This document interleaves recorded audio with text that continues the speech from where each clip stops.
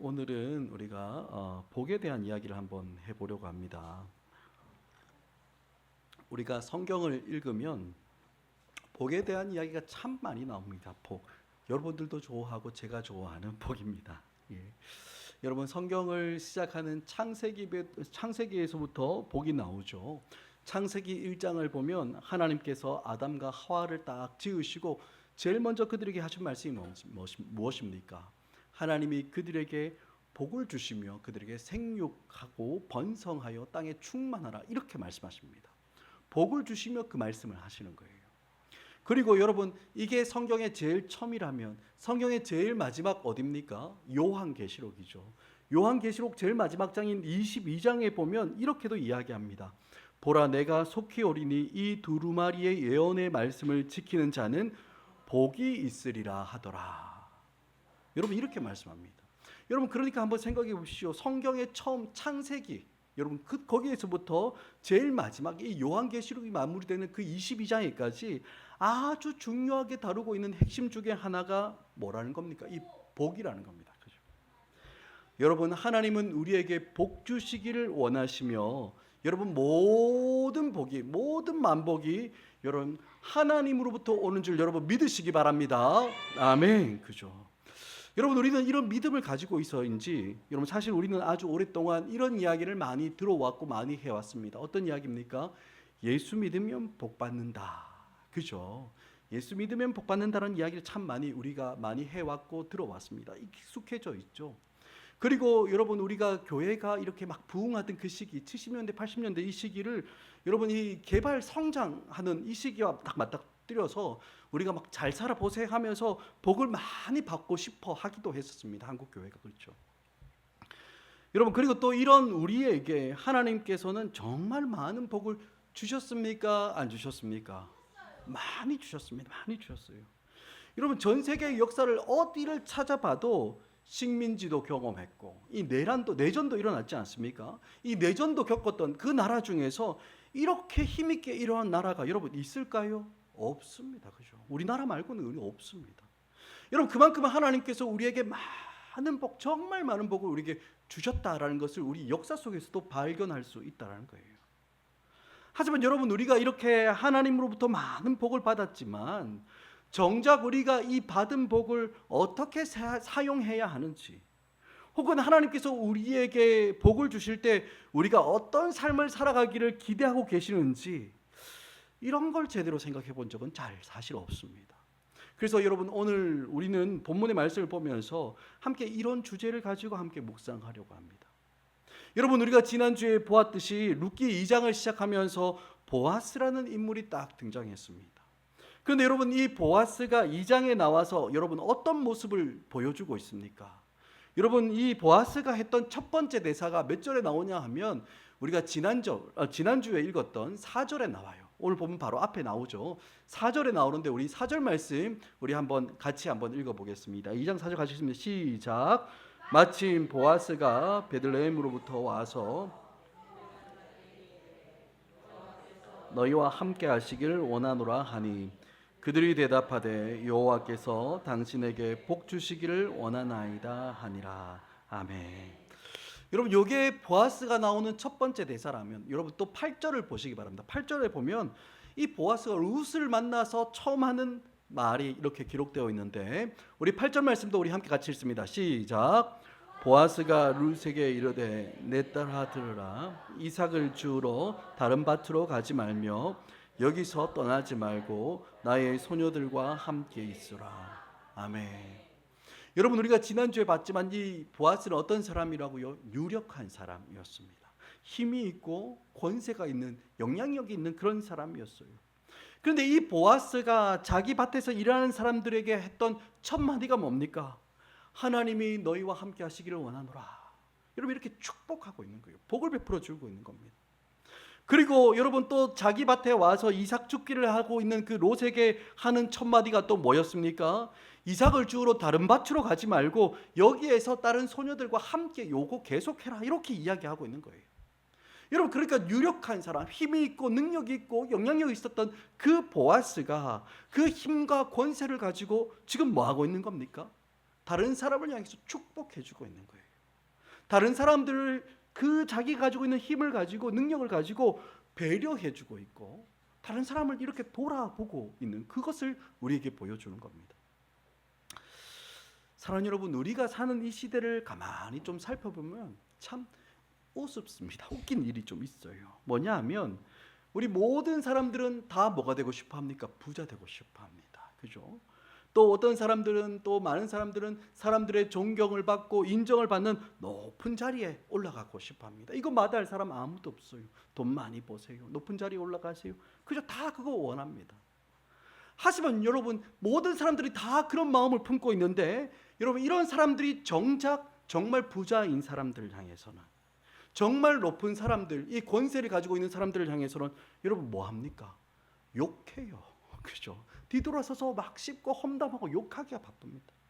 여러분 왜 그렇습니까? 사람들이 보기에 많은 것을 소유하고 있고 또 힘과 권세를 가지고 있지만 그 소유나 힘과 권세를 다른 사람을 섬기고 돌보고 배려하는 데 쓰지 않고 그저 자기만을 위해서 다 사용하기 때문에 그걸 보고 사람들이 욕을 합니다.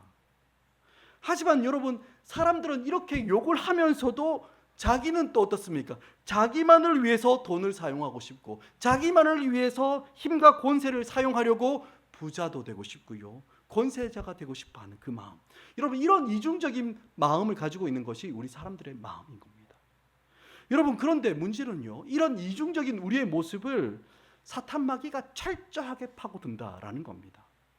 여러분, 예수님께서 공생애를 시작하기 전에 사탄 마귀에게 시험을 받았습니다. 예수님을 사탄 마귀가 시험해요. 그런데 여러분, 이 마귀가 예수님을 시험할 때 그때마다 했던 말이 있습니다. 그건 무슨 말이냐면 네가 만일 하나님의 아들이거든, 이런 말을 많이 했습니다. 네가 만일 하나님의 아들이거든, 네가 지금 배고프니까 이 돌들 가지고 떡 만들어라, 그거 만들어 먹어라, 이렇게 이야기하죠. 또 네가 만일 진짜 하나님의 아들이거든 꼭대기에서 탁 뛰어내려 보라고. 그러면 천사들이 너를 받들어서 발이 돌에 부딪히기 전에 탁 보호받을 거다. 이런 식으로 계속 네가 만일 하나님의 아들이거든, 네가 만일 하나님의 아들이거든, 계속 이렇게 이 말을 예수님께 꺼내듭니다. 여러분, 이게 무슨 이야기일 겁니까? 하나님의 아들 된 그 힘과 권세를 어떻게 해요? 네 자신을 증명하고 네 자신을 입증하는데 그거 한번 사용해 보라는 거예요. 네가 정말 하나님의 아들이면 떡이 돌이 아니죠. 돌이 떡이 될 수 있게 그런 능력을 딱 가지고 있으니까 그거 능력으로 그 돌을 떡으로 만들어 네가 먹고 네 배고픔도 해결하고 또 다른 사람들이 그거 보면은 얼마나 깜짝 놀라고 너의 능력을 다 인정해 줄 거 아니냐. 그러니까 그 힘과 권세를 가지고 네 자신을 입증하고 네 자신을 한번 증명해 보는 데 쓰라. 여러분, 사탄 마귀의 시험이 다 이런 거였습니다. 여러분, 그런데 이 사탄 마귀만 예수님을 이렇게 시험한 게 아니에요. 바리새인들도 예수님께 계속해서 요청했던 게 뭡니까? 당신이 정말 하나님이 보내신 그 메시아 그리스도가 맞으면 표적을 좀 보여달라고. 표적을 좀 보여달라고. 우리가 이해할 수 있고 받아들일 수 있고 납득시킬 수 있는 깜짝 놀랄 만한 그런 큰 능력을 행해서 당신이 누구인지 증명하고 그거 한번 입증해달라고. 여러분, 바리새인들도 계속해서 예수님께 이렇게 도전했습니다. 사랑하는 여러분, 그런데 문제는요, 예수님에게만 이런 유혹과 이런 시험이 있었을까요? 아니에요. 여러분, 이 시대를 살아가는 우리에게도 이러한 유혹과 이 시험이 여전히 똑같이 있습니다. 사람들이 열심히 돈을 벌고 싶어합니다. 또 공부를 열심히 해서 좋은 대학 가고 싶어하고 높은 지위, 높은 어떤 신분 거기에 올라가고 싶어합니다. 그런데 여러분, 도대체 무엇을 위해서 돈을 벌고 높은 지위와 권세가 사람들에게 여러분 왜 필요한 겁니까? 다른 게 있는 게 아니라 나를 입증하고 싶은 거예요. 나를 증명해내보고 싶은 겁니다. 과연 내가 어떤 사람들인지 사람들에게 보여주고 막 그렇게 나를 보여주고 싶은 그 마음이 우리에게 있는 겁니다. 하지만 여러분, 우리 예수님은 이런 세상의 가치관을 따라 살지 않으셨습니다. 여러분, 우리가 지난번에 봤던 빌립보서에서 계속 이야기했지 않습니까? 예수님은 하나님이십니다. 하나님이시기 때문에 하나님으로서 갖는 모든 영광, 모든 힘, 모든 권세 예수님에게도 있습니까? 없습니까? 똑같이 있는 거예요. 동등한 힘과 동등한 능력이 그 안에 있었습니다. 하지만 여러분, 그 힘과 능력과 권세와 영광으로 예수님은 그것으로 하나님과 동등됨을 취하지 않으셨습니다. 원래 자기가 가지고 있는 자기에게 있던 힘과 권세를 가지고 내가 누구인지를 입증하고 내가 누구인지를 드러내 보이는데, 증명해 보이는데 사용하지 않으셨어요. 오히려 예수님께서는 그 힘과 권세를 가지고 무엇을 하셨습니까? 자기를 다 비우시고 내려놓으셨습니다. 낮아지셨어요. 너무나 무력한 모습, 아무것도 없는 그 모습으로 우리를 대신하여 십자가에서 죽기까지 하셨습니다. 왜? 우리를 사랑했기 때문에, 우리를 사랑하셨기 때문에 그 고난의 길을 기꺼이 걸어가신 겁니다.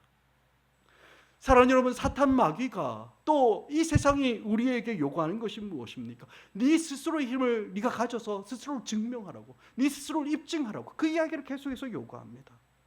우리에게 있는 그 조그만한 아무것도 아닌 그 권세의 힘을 가지고 다른 사람을 위해서, 다른 사람을 섬기고 사랑하기 위해서 사용하는 것이 아니라 네가 누구인지 한번 스스로 증명해 보는 데 사용하라고, 그렇게 우리에게 계속해서 요구하는 거예요. 하지만 여러분, 우리 주님은 한순간도 그런 유혹에 넘어가지 않고 그 능력을 가지고 십자가를 지셨습니다.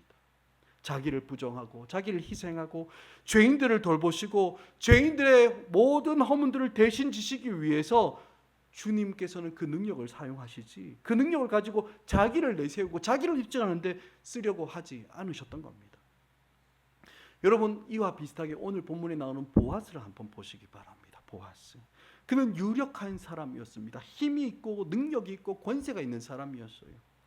그런데 여러분, 그 힘과 권세를 가지고 지금 뭘 하고 있습니까? 자기를 증명하고 자기를 내세우고 자기를 높이고 자기를 유익하게 하는 그런 일이 아니라 자기 밭에 일하러 온 사람들, 그 사람들에게 하나님이 너희와 함께 하시기를 원합니다 라고 축복하고 있는 거예요. 사람들을 배려하고 있는 겁니다. 그러자 밭에서 일하는 사람들이 너무나 그 이야기를 많이 들은 것처럼, 익숙한 것처럼 이 보아스의 말을 듣고 여호와께서 당신에게 복 주시기를 원합니다 라고 화답하면서 함께 축복하는 모습이 여러분, 우리가 좀 전에 읽었던 4절에 고스란히 나와 있는 겁니다. 여러분, 또 8절을 보십시오. 8절에 나오는 보아스의 모습을 한번 보시면 어떻습니까? 유력한 권세와 힘을 가진 보아스가 자기 밭에 와서 이삭을 줍고 있는 아무것도 아닌 그 일, 그 이방 여자에 불과한 그 룻을 향해서 뭐라고 이야기합니까? 내 딸아, 다른 밭 가지 말고 추수가 끝날 때까지 내 밭에 계속 머물러서 그 가운데서 일을 해라 라고 그렇게 이야기하고 있는 겁니다. 여러분, 이게 뭡니까? 보아스가 룻을 배려하고 돕고 있는 거예요. 여러분, 이삭 줍기를 하던 이 룻의 마음에 어떤 고민이 있었겠습니까? 불안함이 있는 거예요. 왜? 고용이 이게 보장되지 않으니까. 내가 뭡니까? 내가 오늘은 여기서 일을 하지만 또 내일 이 밭에 나와도 될까? 아니면 내가 또 다른 밭으로 가야 되나? 또 모레는 어떻게 하지? 혹시 내일 이 밭에 왔는데 눈치도 없이 또 왔네, 이런 이야기 듣지 않을까? 너무 걱정되고 두려웠던 겁니다. 그런데 이 밭의 주인이 와서 하는 말이 뭡니까? 다른 데 가지 말고 계속해서 여기서 이삭 주우라, 미리 이야기를 해주는 거예요. 여러분, 뭡니까? 지금 보아스는 이 룻의 마음을 헤아리고 보살펴주고 배려하고 있는 그 모습을 보여주는 겁니다.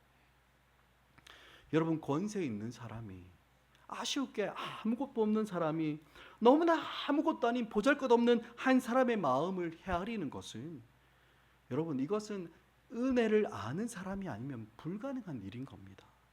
여러분, 이 세상의 모습과 너무 다르지 않습니까? 이런 뿐만 아니라 여러분, 9절을 보면 이 보아스가 룻을 어떻게 대합니까? 우리 9절 말씀도 우리 함께 읽습니다. 9절입니다. 시작. 그들이 베는 밭을 보고 그를 건드리지 말라 하였느니라. 목이 마르거든 그릇을 가지고 그 걸옷을 마실지니라 하는지라. 아멘. 여러분, 어느 사회나 말과 행실이 나쁜 사람들이 있죠. 이것을 전문 용어로 양아치라고도 이야기하는데, 그죠? 나쁜 놈들이 있어요. 시시껄렁한 사람 어느 시대에 다 있었습니다. 그죠? 근데 이런 사람들이 룻이 모압에서 온 줄 알고, 룻이 또 남편 없는 과부인 줄 알고, 룻이 힘없는 자인 줄 알고, 그들을 혹시나 괴롭힐 수 있으니까 어떻게 합니까? 이 보아스가 자기 힘과 권세를 딱 가지고 이 시시껄렁한 이 소년들이 룻을 함부로 괴롭히지 못하고 함부로 대하지 못하도록 그를 딱 보호하고 미리 딱 선수 쳐놓고 있는 겁니다. 건드리지 말라고. 여러분, 또 뒤에 9절 뒷부분을 보면 이렇게 이야기해요. 룻에게 목이 마르거든 그릇에 가서 소년들이 길러온 금을 마셔라, 이렇게 이야기합니다. 물론 이 장면은 루시 일하다가 목마를 때 번거롭게 물 찾아 헤매지 않고 그 갈증을 풀어주는 그런 장면이기도 합니다. 그죠? 하지만 여러분, 소년들이 떠온 물을 마음대로 마실 수 있다라는 것, 여러분 이게 무엇을 의미하겠습니까? 여러분 한번 생각해 보십시오. 여러분들이 누구 손님 집에 이렇게 손님이 찾아왔는데 손님이 냉장고를 확 열어가지고 물 벌컥 마시면 그게 기분 좋습니까? 안 좋죠, 그죠? 가족들이나 하는, 그죠? 친지들이나 너무 친한 사람들이 할 수 있는 그런 일들인 겁니다. 그러니까 지금 보아스가 룻에게 소년들이 떠온 물 그거 네 마음대로 마셔도 된다라고 이야기하는 거는 우리 집 냉장고 문이 활짝 열어놨으니까 이 더운 날 와가지고 시원하게 물 마셔라라고, 뭡니까? 가족으로, 친한 사람으로, 공동체 안으로 품어주고 함께 하자는 그 이야기를 보여주고 있는 겁니다. 여러분, 이 세상은 사람들을 계속해서 차별해요. 구별합니다. 끝없이 구별합니다. 무엇을 가지고? 학벌 가지고 사람들을 차별하죠. 돈이 많냐 없냐 이거 가지고, 네 지위와 신분이 어딘지, 심지어는 우리 출신지가 어딘지 가지고도 뭐 별의별 것 다 가지고도 사람들을 구별하고 차별하고 등급을 딱 매겨 놓습니다. 하나님의 형상을 따라 만들어진 너무나 귀하고 존귀한 사람들을 세상은 온갖 기준들을 다 가지고 와서 아무렇게나 막 평가하고 구분하고 차별하는 것, 여러분 이것이 이 세상의 모습인 거예요. 하지만 여러분, 오늘 말씀에 나오는 보아스는 제일 연약한 사람, 정말 아무것도 아닌 사람을 자기 공동체 안으로 뭡니까? 받아들이고 있는 거예요. 뭡니까? 은혜를 아는 겁니다. 은혜가 뭔지를. 하나님께서 어떤 자격이나 조건을 따지거나 요구하지 않으시고 아무 자격도 없고 조건을 갖추지 못한 사람들을 은혜를 따라서 복을 주시는 줄 아는 거예요. 그래서 이 은혜 주시는 하나님을 아니까 어떻습니까? 다른 사람을 대할 때도 절대로 세상의 기준으로 사람을 대하지 않는 거예요. 하나님의 은혜를 알기 때문에 그 은혜로 내가 복을 받고 나에게 하나님께서 능력 주시고 힘 주셨다는 거, 그거 알기 때문에 다른 사람도 어떻게 해요? 하나님께서 나를 대해 주신 그 은혜대로 나도 똑같이 다른 사람들을 은혜로 대하고 배려하고 돌보고 사랑으로 섬기며 살아가는 것, 여러분 이게 은혜를 따라가는 삶이라는 거예요. 사랑하는 여러분, 우리는 어떻습니까? 하나님의 은혜를 따라 하나님의 백성이 되고 하나님의 자녀가 되는 권세를 얻은 우리는 정말 이 하나님의 은혜를 아는 사람처럼 그렇게 살아가고 있습니까? 혹시 우리 자신의 문제에 다 함몰되어서 다른 사람들을 향해서 전혀 눈을 돌리지도 못하고 있는 것, 여러분 그런 모습으로 우리 살아가고 있지 않습니까? 지금 당장 내 눈에 있는 거, 내 눈에 보이는 거, 내 것부터 좀 챙겨놓고 다른 사람을 챙겨야지 이렇게 하면서 내 안에 있는 자기 중심성을 스스로 합리화하며 그렇게 우리는 혹시 살아가고 있지는 않습니까? 사랑하는 여러분, 하나님의 은혜를 아는 사람들은 우리에게 주신 그 모든 것들이 하나님의 은혜를 따라서 주신 복으로 주셨다는 거, 그거 알기 때문에 여러분 어떻게 해요? 흘려보내는 겁니다. 흘려보내는 거예요. 물론 성도인 우리가 돈을 많이 소유해서 부자 되는 거 쉽지 않습니다. 하지만 여러분, 우리는 부자가 아니더라도 하나님께서 우리에게 은혜로 주신 것들을 다른 사람들을 위해서 흘려보낼 수 있는 하나님의 성도이지 않습니까? 많이 있냐 없냐의 문제가 아니라 은혜를 아느냐 모르느냐, 거기에 차이가 있는 겁니다. 그런데 하나님께서 허락하신 그 재물과 복을 자꾸 내 손에만 꼭 붙들려 이렇게 두고 이게 붙잡고 있는 거, 여러분 이게 뭐겠습니까? 은혜가 뭔지를 모르는 거예요. 여러분, 하나님께서 아브라함을 부르실 때 너는 복이 될지라, 너는 복의 근원이 되고 복의 통로가 될지라 하셨던 이 하나님의 마음을 전혀 알지 못하는 겁니다.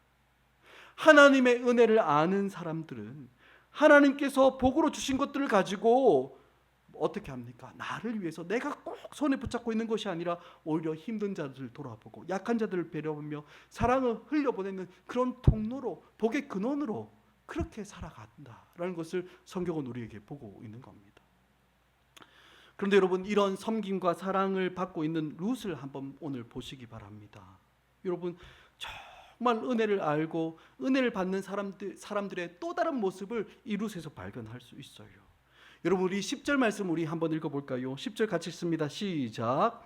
룻이 엎드려 얼굴을 땅에 대고 절하며 당신이 어찌하여 내게 은혜를 베푸시며 나를 돌보시나이까. 아멘. 아멘. 여러분, 은혜를 입고 사랑의 섬김을 받은 룻은 어떻게 합니까? 그의 얼굴을 땅에 댑니다. 엎드렸다는 거예요. 납작 숙였다는 겁니다. 나는 이방 여자에 불과한데 왜 이렇게 나에게 은혜를 베풀며 나를 돌보는 건지 이 룻이 이해할 수가 없는 거예요. 지금 보아스가 베푸는 모든 배려와 섬김과 사랑, 그 어떤 것도 룻은 자기에게 마땅하고 당연한 것이라고 생각하지 않는 겁니다. 그리고는 어떻게 나와 같은 것에도, 나같이 아무것도 아닌 것에도 은혜를 베풀고 아무것도 아닌 나를 왜 이렇게 돌보느냐며 그렇게 감사하며 감격하며 그의 얼굴을 땅에 대고 납작이 숙이는 겁니다. 여러분, 제가 지난주에 휴가 갔다 왔다는 거 여러분 다 아실 겁니다. 제가 휴가 기간 중에 제 아주 어렸을 때 친구가 이렇게 영국에서 유학하고 목회를 하고 있는데 들어왔다는 소식 듣고, 제가 어릴 때 그 동네에 아직 그 친구네 부모님이 사시더라고요. 그래서 거기 갔던 적이 있어요. 한 40년 만에 거기 갔던 일이 있었습니다. 근데 사실 저도 그 동네에 같이 살았기 때문에 갈 때만 해도 막 제가 엄청 어릴 때 뛰어놀던 동네였거든요. 그러니까 가면 금방 알아볼 수 있을 줄 알았어요. 길도 뭐 다 알고 거기 많이 오랫동안 살았으니까. 근데 가보니까 길을 잃었습니다. 완전히 달라진 거예요. 어릴 때 기억으로는 분명히 슬래트 지붕의 집들이 참 많았는데 가보니까 싹 다 정리되고 높은 주상복합 아파트가 쫙 들어와 있는 거예요. 계속 그때 땅을 가지고 있었어야 되는데 우리 아버지 어머니가 다 그래서 완전 딴 세상이 다 되어 있는 겁니다. 여러분, 제가 그거 보고 느낀 게 뭐냐 하면, 참 여기 저보다 나이 많으신 분들이 대부분이지만 참 죄송스럽지만 우리가 참 과거에 비하면 참 살기 좋은 세상이 되었다라는 거 참 많이 느꼈습니다. 정말 풍성해지지 않았습니까? 정말 윤택해지지 않았습니까? 그죠? 그런데 여러분, 이런 이 풍성함과 이 윤택함 속에서 여러분 우리가 잃어버린 게 있습니다. 여러분, 무엇을 잃어버렸을까요? 여러분, 우리 마음을 한번 살펴보십시오. 뭐가 없어집니까? 점점 감사가 사라지는 거예요. 감사가 사라지는 거예요. 정말 작은 것 하나에 감격하던 우리의 마음이 점점 사라져가는 것, 여러분 우리는 발견할 수 있는 겁니다. 사실 우리가 정말 어렵고 힘들 때 옆에 있는 사람들이 베풀어주는 작은 관심, 작은 배려와 작은 사랑에도 너무 감격하며 그렇게 감사하며 살지 않았습니까? 하지만 지금은 이제 좀 먹고 살만한 세상이 되고 이런저런 것들 하나 둘 가지게 되었는지 모르겠지만, 여러분 어느샌가 우리 마음에는 감사, 감격 다 잃어버린 채로 냉랭해져 가는 그 모습들로 우리는 그렇게 살아가고 있는지도 모르겠습니다. 사랑하는 여러분, 정말 은혜를 아는 사람들은요, 여러분 이 세상을 어떻게 살아가는지 아십니까? 아무런 자격 없는 우리에게 하나님께서 이렇게 귀한 복을 주셨다는 것을 아는 그 사람들, 여러분 이 세상을 어떻게 살겠습니까? 감사가 끊어지지 않는 거예요. 감격이 끊어지지 않는 겁니다. 하나님께서 우리에게 복을 주셨지만 그것이 나의 어떤 자격이나 어떤 조건, 내가 뭘 해야 되는 것, 그것 딱 충족되어서 주시는 당연한 것이 아니라 아무런 자격이 없음에도 불구하고 은혜로 이 모든 것을 주셨다는 것을 잊지 않는 겁니다. 그래서 그 하나님의 은혜 앞에서 어떻게 나에게 이런 귀한 것들을 주셨는지 날마다 감사하고 날마다 감격을 고백하며 그 은혜를 찬양하며 살아가는 것, 여러분 그것이 바로 우리 은혜를 아는 사람들의 모습 아니겠습니까? 그죠? 여러분, 이렇게 은혜를 알고 감사하며 감격하는 룻을 향해서 지금 보아스는 하고 싶은 말, 축복하고 싶은 말이 너무너무 많은 거예요. 여러분 11절 말씀 함께 보겠습니다. 11절 같이 읽습니다. 시작. 보아스가 그에게 대답하여 이르되 행한 모든 것과 내 부모와 고국을 떠나 전에 알지 못하던 백성에게로 온 일이 내게 분명히 알려졌느니라. 아멘. 여러분, 나오미를 따라 베들레헴으로 왔던 이 룻은 아무도 알아주지 않는 외로운 사랑을 해야 했습니다. 룻은 젊은 나이에 남편을 잃은 아픔이 있는 여자였어요. 그런데 시어머니의 아픔, 남편을 잃고 또 아들을 잃은 그 시어머니 나오미의 아픔과 슬픔을 자기의 문제로 다 끌어안았어요. 그러니 안 그래도 약한 사람이 더 약해지는 겁니다. 남편을 잃은 자기의 삶도 어떻게 될지 모르는 그 판국에 또 다른 아픔, 또 다른 연약함, 또 다른 짐을 사랑하기 때문에 그는 또 받아내고 있는 거예요. 그러니 어떻습니까? 더 약해지는 겁니다. 뿐만 아니라 여러분, 나오미에게는 이 베들레헴이 고향이지만 룻에게는 전혀 낯선 이방 땅입니다. 베들레헴에서 룻은 이방인인 거예요. 무시를 받고 멸시를 받아도 전혀 이상하지 않는 곳, 여러분, 그곳으로 지금 룻이 와서 너무나 연약하고 힘이 없는 시어머니 나오미의 생계까지 책임져야만 했던 겁니다. 그래서 이삭 죽기를 하지 않으면 안 되는 그런 상황으로 룻이 내몰리고 있는 거예요. 그런데 이 모든 대가를 지불하며 베들레헴 땅에 왔을 때 룻은 어땠습니까? 나오미의 안중에 자기가 없다는 거 그거 알았을 때 여러분, 이 룻의 마음이 어땠을까요? 여러분, 상상이 가십니까? 그저 룻은 믿음이 참 좋으니까 잘 이겨냈을 거야. 여러분, 이렇게 쉽게 생각하면 안 되는 겁니다. 여러분, 우리의 마음과 똑같은 마음이 룻의 마음입니다. 섭섭하죠. 안 알아주니까. 나를 몰라주고 내가 이렇게 애쓰고 있는데 몰아주니까 여러분, 얼마나 아프고 힘들었겠습니까? 마음으로 곱씹고 또 곱씹었을 겁니다. 내가 굳이 이렇게까지 해야 하는지. 아무도 몰라주는데, 아니 시어머니까지도 나를 전혀 몰라주는 이런 삶을 내가 지금 살아가는 게 맞을까 하는 그런 생각을 몇 번이나 곱씹으면서 룻은 그 외로운 사랑을 묵묵하게 끝까지 감당해 가고 있었던 겁니다. 그런데 여러분, 이제 막 우리가 읽었던 11절 제일 마지막 부분을 보면 뭐라고 이야기합니까? 보아스가 이런 룻의 상황과 형편이 뭐라고요? 내게 분명히 알려줬다라고 그렇게 이야기하고 있어요. 사실 우리가 지난주에 보았던 3절을 보면 이삭 죽기를 나간 이 룻이 우연히 보아스의 밭에 이르렀다라고 이렇게 말씀하고 있습니다. 또 우리가 앞에서 읽었던 4절에서도 그때 마침 보아스가 밭에 왔다 이렇게 말씀하고 있지 않았습니까? 그러니까 룻이 우연히 보아스의 밭에 이르게 되었고 그때 마침 보아스가 자기 밭에 나왔다는 겁니다. 우연히와 때마침 이렇게 성경은 기록하고 있는 거예요. 하지만 여러분, 우리는 이 우연이라는 또 이 때마침이라는 말 속에서 여러분, 우리가 발견할 수 있는 게 뭡니까? 물론 룻이 의도한 것은 전혀 아닙니다. 보아스가 기대했던 일이 아니었어요. 나오미가 미리 탁탁탁 계획해서 그 계획을 진행시킨 것, 여러분, 그런 것이 아니었습니다. 그러니 뭡니까? 우연인 거예요. 그러니 때마침인 겁니다. 하지만 이 룻을 보시고 아시는 분이 계시는 줄 우리는 아는 겁니다. 보아스의 귀에까지 다 들릴 정도로 이 소식이 뭡니까? 하나님께는 어떻게 해요? 다 이미 보고 알고 계신다라는 것을 우리에게 보여주는 장면이 바로 이 장면인 겁니다. 우연입니다. 그죠? 룻은 전혀 기대하지 못했고 나오미도 전혀 상상하지 못했던 그런 우연이었습니다. 하지만 사랑의 수고와 대가를 지불하며 그 외로운 사랑을 묵묵히 감당하고 있는 그 룻의 삶을 하나님이 보시고 아신다는 것을, 여러분, 어떻게 해요? 이삭 죽기를 하기 위해서 나간 룻이 우연히 보아스 밭에 딱 이르게 하시고 또 그때 마침 보아스가 그 밭에 딱 나오게 하셔서 하나님께서 지금 룻의 그 외로운 사랑을 이미 내가 보고 있고 듣고 있다는 것을 보아스와의 만남을 통해서 그리고 또 그의 말을 통해서 알려주고 계신다라는 거예요.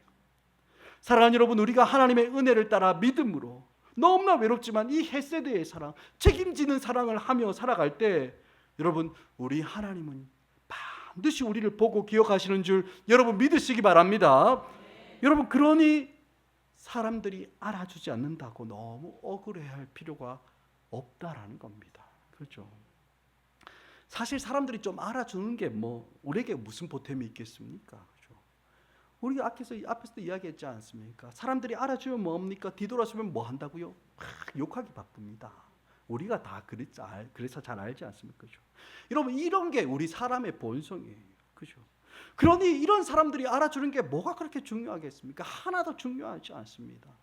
하지만 여러분, 그런데도 사람이 안 알아준다고 선을 행하다가 사랑을 행하다가 자꾸 뭡니까? 이 실망하고 그만 포기해버리고 하는 것은 여러분, 그게 어리석은 짓인 겁니다.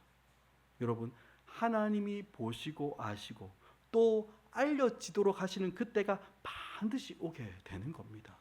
그러니 선을 행하다가 다른 사람들이 몰라준다고 낙심할 필요가 없다라는 거예요. 하나님이 보시고 아시며 또한 하나님이 이미 알고 계신다는 사실을 반드시 드러내셔서 알려지게 하는 그 순간이 반드시 오는 겁니다. 사랑하는 여러분, 보아스는 소문으로만 듣다가 우연히 자기 밭에서 이삭을 줍던 룻을 만나서 작은 배려와 작은 친절을 베풀었습니다. 그런데 그렇게 감격하고 감사하는 룻을 보니 또 이것에 대해서 하고 싶은 말이 또 있는 거예요. 그래서 무슨 말을 합니까? 12절에 또 그 이야기가 나옵니다. 12절 말씀도 있습니다. 시작. 여호와께서 내가 행하신 일 보답하기를 원하노라. 그의 날개 아래에 보호를 받으러 온 내게 온전한 상 주시기를 원하노라 한지라. 아멘. 여러분 12절을 보면 보아스가 룻에게 축복하는데 먼저는 하나님께서 네가 행한 모든 일에 보답해 주시고 보상해 주시길 원한다라고 축복합니다. 그렇죠? 그리고 이어서 하나님의 날개 아래에 보호받으러 온 내게 하나님이 온전한 상, 좋은 상 주시기를 원한다라고 이렇게 축복해요. 여러분 여기에서 오해하시면 안 되는 게 뭐냐 하면 하나님이 내가 행한 일에 보답하기를 원한다. 여러분 이 말을 오해하시면 안 됩니다. 뭐냐 하면 우리가 어떻게 잘하면 하나님이 그것을 어떤 조건으로 우리에게 보답하시고 보상하는 거, 우리가 잘했으니까 보답하고 보상하는 거, 여러분 이런 개념으로 이야기하는 게 아닌 겁니다. 은혜로 거저 받은 줄 알고 아무 자격 없는 자가 복을 받은 줄 알고 그 복을 흘려보내고 다른 사람을 사랑으로 섬기며 돌볼 때 여러분 이 일이 하나님의 마음에 딱 맞는 일 아니겠습니까? 그렇죠? 그런 이 하나님 마음에 딱 맞게끔 정말 이 복과 은혜를 잘 사용하니까 여러분 하나님의 마음이 어떻겠습니까? 그에게 또다시 복을 주고 싶고 또다시 은혜를 흘려보내고 싶은 그 마음이 하나님 마음 아니겠습니까? 여러분 이런 차원에서 하나님이 룻에게 보답해 주시기를 보상해 주시기를 원한다라고 축복하고 있는 겁니다. 여러분 갈라디아서 6장 7절을 보면 이렇게 이야기합니다. 우리 앞을 보고 한번 같이 읽어볼까요? 갈라디아서 6장 7절 시작. 스스로 속이지 말라. 하나님은 업신여김을 받지 아니하시나니 사람이 무엇으로 심든지 거기로 거두리라. 아멘. 여러분 스스로 속이지만 하나님은 업신여김을 받지 아니하시기 때문에 사람이 무엇을 심든지 그대로 거둔다라는 게 하나님의 원리라는 거예요. 여러분 그래서 뭡니까? 육체를 위해서 심는 자는 육체로부터 썩어질 것을 거두게 되는 것이고 성령을 위해서 심는 자는 어디로부터? 성령을 위해서 심으니까 성령으로부터 영생을 거두게 되는 것이 하나님의 원리라고 갈라디아서는 이야기하는 겁니다. 그러니 여러분 우리가 은혜를 알고 받은 복이 하나님께로부터 온 줄 알고 그것들을 다시 감사함으로 심으면 다른 사람들에게 사랑으로 심으면 그대로 다시 은혜와 하나님의 복으로 영원한 생명으로 다시 거두게 되는 것. 여러분 이게 하나님의 원리라고 갈라디아서 이야기하는 겁니다. 무슨 이야기입니까? 심은 대로 거두는 것, 거두게 하시는 것. 그 하나님, 이 하나님을 보아스가 아는 겁니다. 그래서 이 보아스가 알고 지금 룻이 네가 이것을 심었으니까 하나님이 너에게 그대로 다시 복 주시길 원한다라고 축복하고 그 열매 맺기를 축복하며 빌어주고 있는 겁니다. 여러분 그런데 여러분 이 축복의 말에 이 룻의 반응이 참 재밌습니다. 여러분 룻의 반응 13절입니다. 같이 읽습니다. 시작. 룻이 이르되 내 주여 내가 당신께 은혜 입기를 원하나이다. 나는 당신의 하녀 중에 하나와도 같지 못하오나 당신이 이 하녀를 위로하시고 마음을 기쁘게 하는 말씀을 하셨나이다 아니라. 아멘. 여러분 이게 무슨 이야기일까요? 지금 하나님의 보상, 하나님의 보답이 있기를 축복하는 보아스에게 룻이 뭐라고 이야기합니까? 아니라고. 나 아닙니다 라는 거예요. 나 같은 사람에게 무슨 보상이, 무슨 보답이, 무슨 보답, 여러분 나는 이게 합당치가 않는 사람입니다 라고 이야기합니다. 그래서 뭐라고 이야기합니까? 나는 도리어 어떤 보상과 보답이 아니라 나는 은혜가 필요한 자입니다. 나는 은혜 받기를 원합니다 라고 그렇게 고백하는 거예요. 여러분 지금 보아스는 보상 이야기하고 보답 이야기하고 하나님께로부터 이걸 받으라고 이야기하는데 룻은 보상과 보답이 아니라 나는 그저 은혜가 필요한 사람입니다. 이렇게 고백해내고 있는 겁니다. 그런데 여러분 이 룻이 은혜가 필요한다라고 이렇게 고백할 때 여러분 이 룻은 이 은혜를 여러분 누구에게 받기를 원합니까? 하나님께 받는 은혜가 아니에요. 하나님께 받는 은혜는 보상과 보답인데 이 룻은 지금 나는 보아스 당신에게 은혜 있기를 원합니다. 이렇게 이야기하는 겁니다. 보아스는 하나님이 온전한 상 주시기를 원한다라고 축복했어요. 하지만 룻은 아닙니다. 나는 하나님이 복 주실 만한 그런 인생이 아니에요. 그는 사람이 아닙니다. 나는 하녀 중에 하녀, 여정 중에 하나만도 못한 그런 사람입니다. 그렇기 때문에 하나님이 주신 큰 보답, 온전한 상은 나에게 합당하지 않고 그저 지금 당신의 밭에서 이삭 줍는 그것이 나에게 은혜이고 그 은혜이면 나는 충분합니다 라고 지금 그 이야기를 루시 고백해내고 있는 겁니다. 사랑하는 여러분, 하나님 앞에 무릎을 꿇고 고개를 숙이며 그 앞에 굴복하는 것은 여러분 하나님의 사람들이라면 누구든지 다 할 수 있는 일입니다. 그런데 여러분, 하나님 때문에 사람 앞에서 고개를 숙이고 무릎 꿇고 나는 당신의 은혜가 필요합니다 라고 고백하는 거, 여러분 그게 무엇인지 여러분 혹시 알고 계십니까? 오늘 본문에 나오는 룻을 보시기 바랍니다. 룻이 나오미를 섬기며 하나님의 날개 아래에 거하기를 바라며 이곳까지 오게 된 룻을 향해서 마음을 담아 축복하는 보아스를 향해서 여러분 뭐라고 이야기합니까? 저는 하나님의 복이 필요한 사람이 아니라 저는 하나님 앞에서 설 수 없는, 하나님 앞에 있을 수 없는 자격조차 없어서 나는 그저 지금 당신의 밭에서 이삭 죽기를 하는 이 아무것도 아닌 이 일을 하는 것만으로도 나는 충분한 은혜입니다 라고 그렇게 고백해내고 있는 거예요.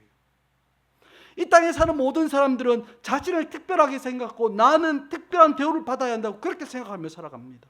하지만 여러분 오늘 룻은 너무나 다르지 않습니까? 사실 여러분 우리 기독교는 예수 믿으면 복 받는다는 말 너무 오랫동안 해왔습니다. 그리고 하나님께서는 정말 말할 수 없는 너무나 큰 복을 자격 없는 우리에게 너무나 물붓듯이 부어주셨어요. 여러분 그렇다면 이제는 우리의 삶의 방식이 달라져야 되는 겁니다.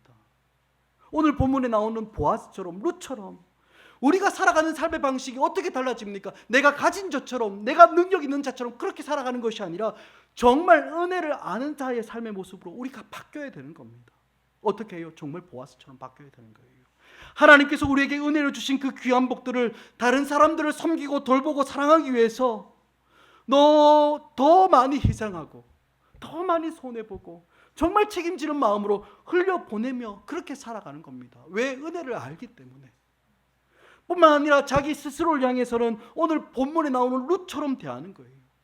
스스로를 그렇게 여기는 겁니다. 하녀 중에 하나에도 하녀만도 못한 그런 자신임을 알고 내가 섬기고 행한 사랑에 대한 마땅한 보상과 보답을 요구하는 것이 아니라 하나님 앞에서 은혜를 구하는 그것조차도 너무나 부끄럽고 죄송해서 너무나 작은 일, 그저 이삭 죽기 하는 그 작은 일조차도 나에게는 충분한 은혜임을 알고 고백하는 사람, 그렇게 스스로를 알고 하나님은 은혜를 구하며 하나님께 나아가는 그런 사람으로 우리의 삶이 변화되어야 된다는 것입니다.